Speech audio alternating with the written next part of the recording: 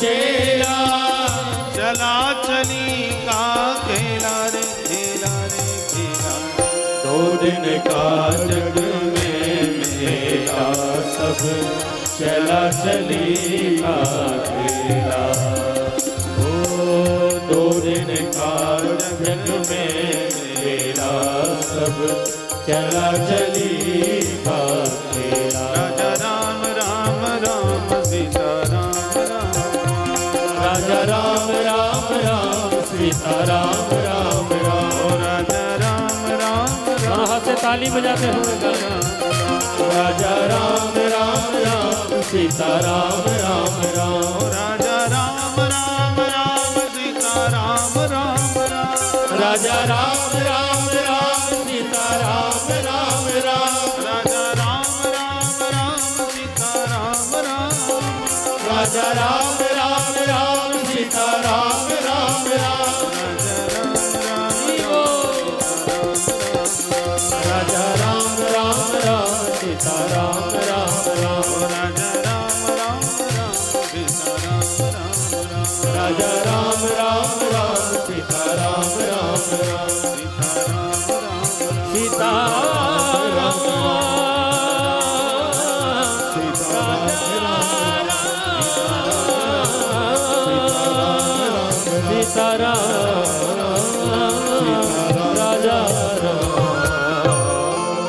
बोल भक्तवत्सल भगवान की जय। त्याग कर प्राचीन वर ही वैदिक पथ पर चलकर अपना कल्याण कर लिए। नारद शब्द का अर्थ क्या है? नारद शब्द को हमने आजकल इतना बिगाड़ रखा है, जो चुगलखोर हो, इधर की उधर भिड़ावे, चुगली करे, वो ये नंबर 1 का नारद है। तो हमारे मन में नारद की छवि क्या बनी हुई है? और आजकल ये धारावाहिक या पिक्चरों में भी नारद जी की छवि को उसी भाव से प्रस्तुत भी किया जा रहा है। माने जो इधर उधर लड़ावे, झगड़ा करावे, इधर उधर भिड़ावे, वो नारद मानते हैं। बाकी नारद कोई साधारण संत नहीं है। ध्रुव और प्रहलाद जैसे जिनके चेला हों, वो कोई साधारण महात्मा होंगे? नारद शब्द का अर्थ क्या है? नरस्य अज्ञानम नारम, नारम अज्ञानम द्यति खंडयति इति नारदः। नर के भीतर जो अज्ञान भरा है उसको कहते हैं नार, और नार रूपी अज्ञान को जो खंडित कर दे, नष्ट कर दे, वो उसका नाम है नारद। नारद जिसके ऊपर कृपा करते हैं उसका सारा अज्ञान मिटा देते हैं, इसलिए नारद कहलाते हैं। नारद शब्द की बहुत सारी व्याख्याएं। तो सुखदेव जी कहते हैं, राजन मैंने ये तुम्हें उत्तानपाद का वंश सुनाया। हम मनु महाराज के दूसरे पुत्र हैं प्रियव्रत, उनके बारे में भी सुने। प्रियव्रत बड़े प्रतापी थे, पर इन्होंने विचार किया कि रात होने से 12 घंटे अंधकार में बर्बाद हो जाते हैं, इसलिए मेरी दृष्टि से रात होनी ही नहीं चाहिए। और रथेन ज्योतिर्मयेन रजनीमपि दिनम करिष्यामि, मैं रात को दिन में बदल दूंगा, ऐसा संकल्प करके इन्होंने ज्योतिर्मय रथ का निर्माण किया जो प्रकाशमान था, सूर्य के समान। और उस सूर्य में रथ का निर्माण करके पृथ्वी की 7 परिक्रमा लगाई, तो 7 दिन तक धरती पर दिन ही रहा, रात नहीं भई। ब्रह्मा जी घबराए गए, भागे भागे आए, बेटा हमारी व्यवस्था मत बिगाड़ो, हमने जो कुछ बनाया है सोच समझ के बनाया है। रात में व्यक्ति आराम करता है, दिन में कमाता है, और जब रात ही नहीं होगी, हर समय प्रकाश बना रहेगा, 24 घंटे काम करने से मशीन भी फूक जाती है। तो बेटा ये रात्रि बुरी नहीं है, उपयोग अपने ढंग से लोग करते हैं। चोर अपने ढंग से रात का उपयोग करते हैं, परंतु संत अपने ढंग से उसका उपयोग करते हैं, सदुपयोग। हर चीज का दुरुपयोग और सदुपयोग दोनों होता है। बंदूक आत्मरक्षा के लिए दी जाती है, अच्छी चीज रखनी चाहिए। अब बंदूक लेके तुम डकैती भी डाल सकते हो, दूसरे को परेशान करके आतंक फैला सकते हो, पर आतंक फैलाने के लिए बंदूक नहीं बनाई गई है। आत्मरक्षा के लिए लाइसेंस बना के आपको सरकार ने दी है। आप अपने ऊपर संकट आवे तब उसका प्रयोग करो। तो सदुपयोग करने की जगह लोग दुरुपयोग भी करने लगते हैं। तो रात इसलिए कि दुनिया सोती है, और तस्याम जागृति संयमी। उस शांत वातावरण में संत अपनी साधना करते हैं।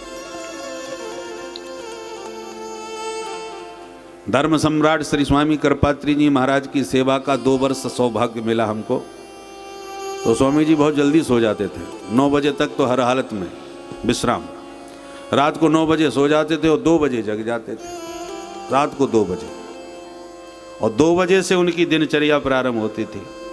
श्री धाम वृंदावन में रमण रेती में धर्म संघ विद्यालय में हम पढ़ते थे, वहीं महाराज आते थे। तो वहाँ से छठी करा तक घूमने जाते थे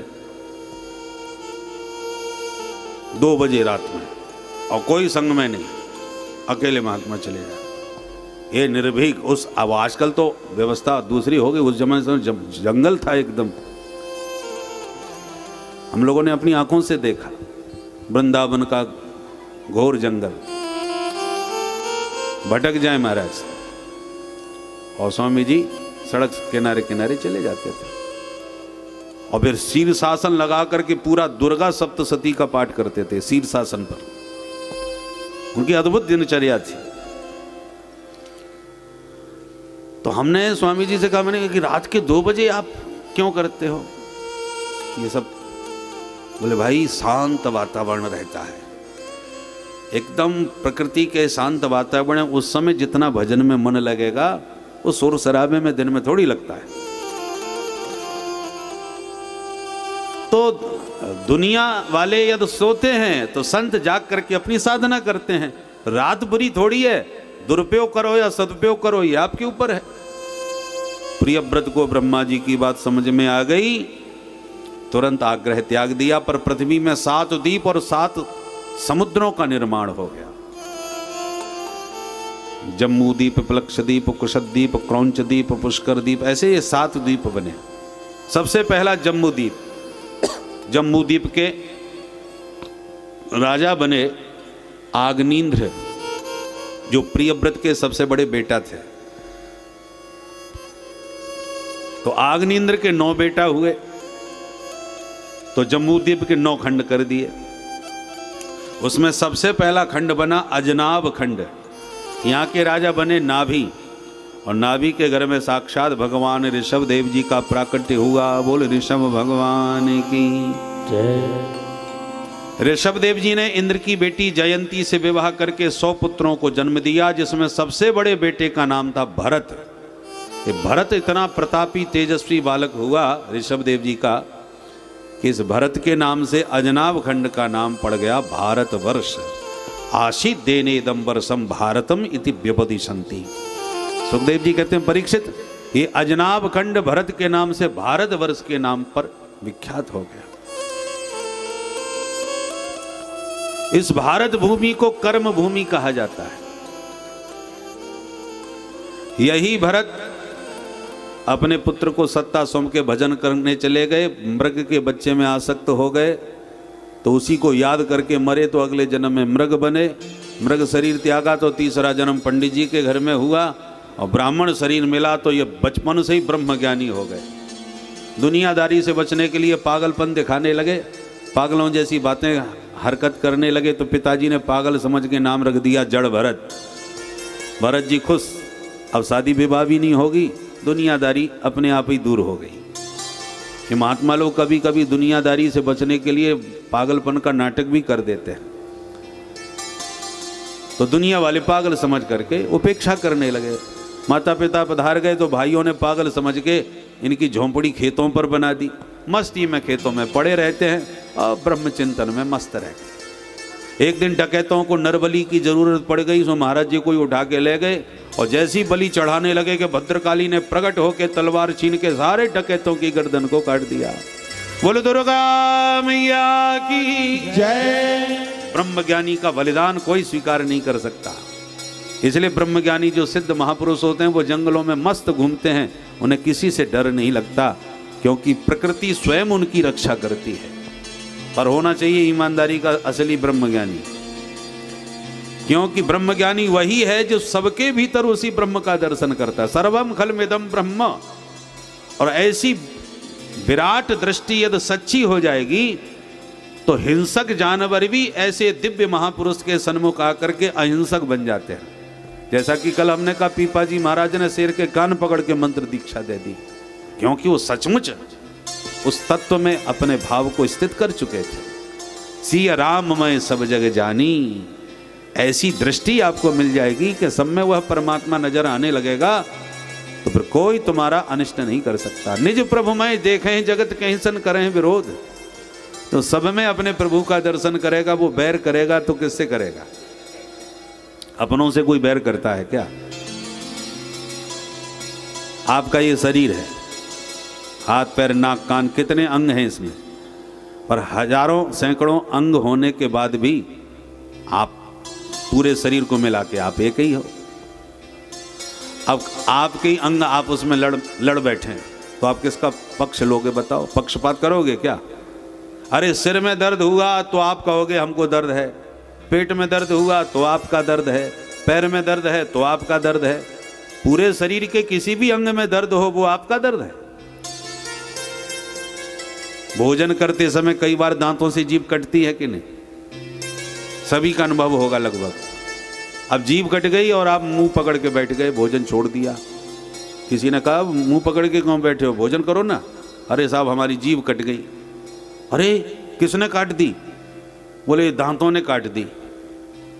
अब अगला व्यक्ति यदि आपको आपके दांतों के विरुद्ध उकसाने की कोशिश, भड़काने की कोशिश करे, अरे तुम्हारे दांत बड़े उद्दंड हैं, जीभ को काट दिया।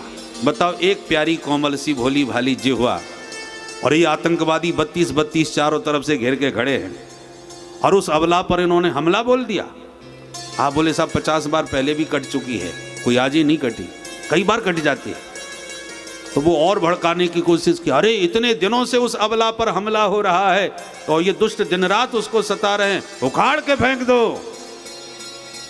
कितना भी जोशीला भाषण दे, बोलो आपको अपने दांतों पर क्रोध आएगा? अरे सैकड़ों बार भी जिह्वा कटी होगी तो आज तक किसी ने हथौड़ा लेके 2-4 दांतों को टपकाया? अब तुमसे बर्दाश्त, अब हम